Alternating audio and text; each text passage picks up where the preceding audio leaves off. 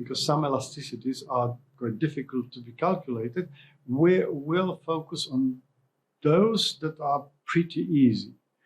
We will start with supply, so we are going to look closely at elasticity of supply.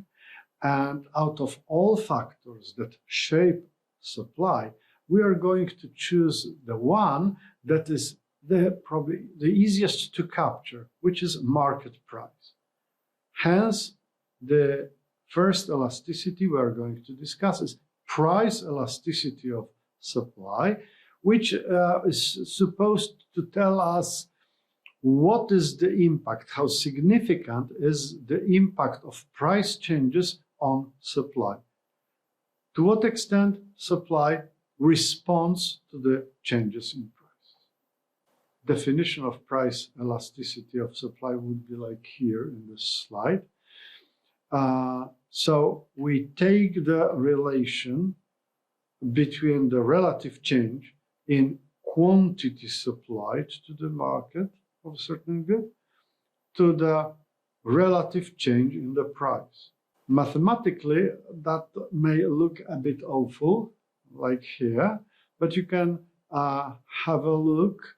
It's not that complicated. Actually, this is the change in quantity supplied divided by quantity supplied at the initial level. So this is this relative change, the change related to the initial level, times 100%. And this is divided by the change in the price divided by the previous price. So again, relative change of the price times 100%. Obviously, if 100% is here and there, we can get rid of it. We can also put those variables in some kind of order, meaning all delta things could be in one fraction and all non-delta things could be in the other factor. And this is actually the formula for calculating price elasticity of supply. You can also see another version here below, pretty similar, but deltas are replaced with D letters. Well, deltas are for changes. So if, for instance, we say the price changed by $2 from 120 to 122, this is the change of $2, and this delta P would be 2, like $2 change. The other formula, the one that uses letter D, is based on first derivative of the supply function, right? So if you know the supply function, you calculate the first derivative. This is a very analogical way of calculating to the previous one, this one with deltas, but it is much more precise. We are going to use it quite a lot. When you calculate price elasticity of supply, you get a certain number. Well, first of all, remember, when it comes to price elasticity of supply, this number is going to be positive. It's going to be positive because changes are in the same direction, meaning if the price goes up, then according to the law of supply that you already know, quantity supplied will also increase. So the positive change in the price, when the price goes up, is accompanied by the positive change, increase in the quantity supply. So this is always positive number divided by a positive number, which makes the result also positive.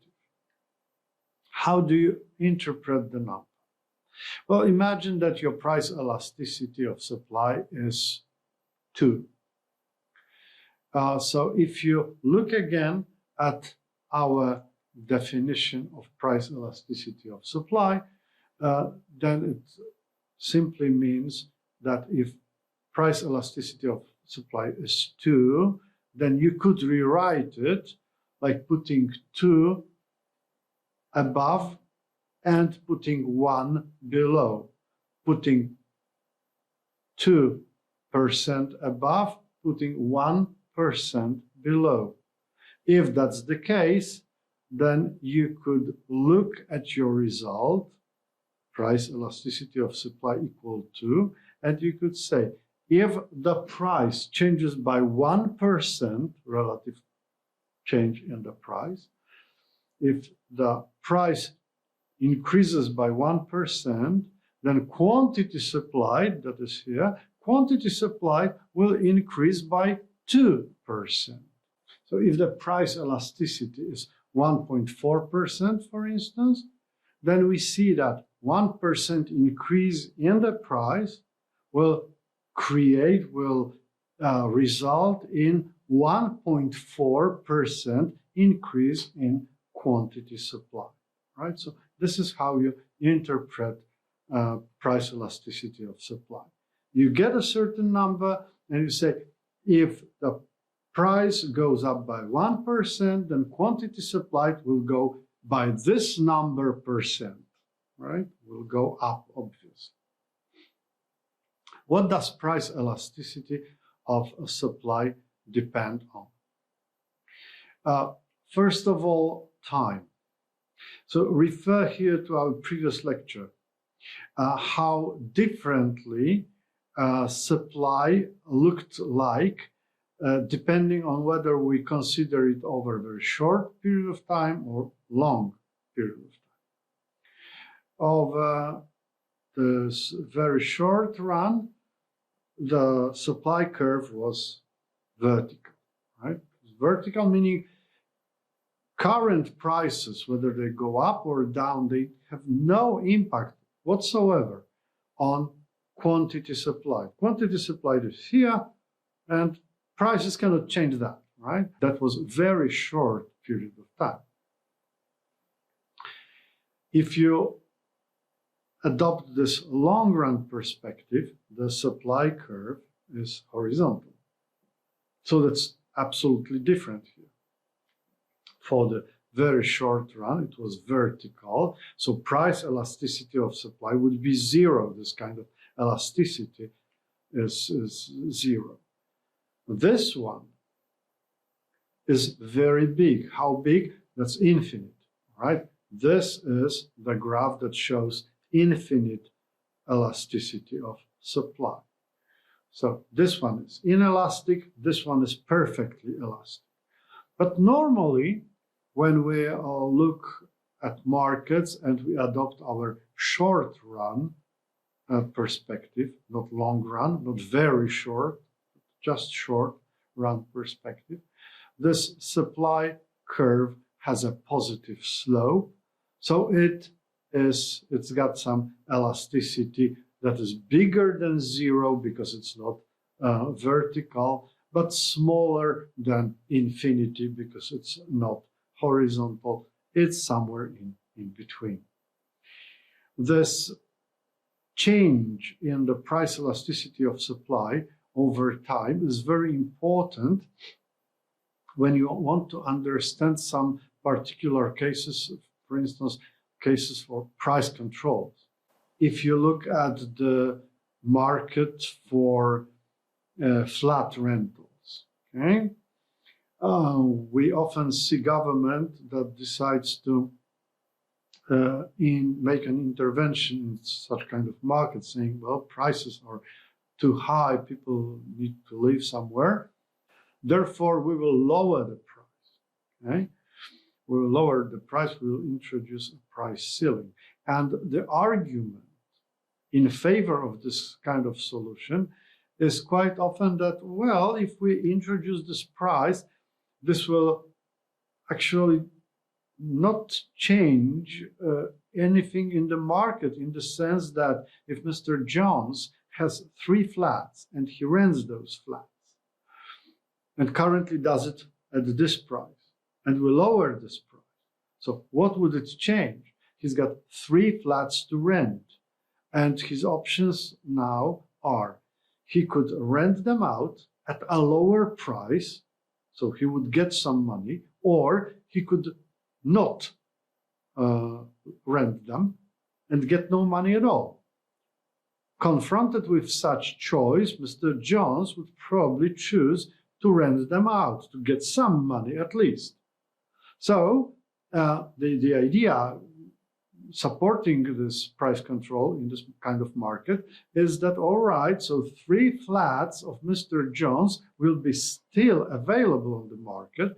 Simply Mr. Jones will not get as much money as he wanted to. So that's mostly his problem, but the availability of flats will be unchanged. This is false. I mean, this kind of mechanism, the owner renting out those flats no matter the price, this kind of vision can be only true over the very short period of time. Over the longer period of time, Mr. Jones will start thinking, all right, perhaps I could do something else. Like for instance, I could sell those flats, I could take my money and put into some other investment, for instance. Or I could lower the quality of my flats. I mean, I used to make redecoration every 3 years to maintain quality.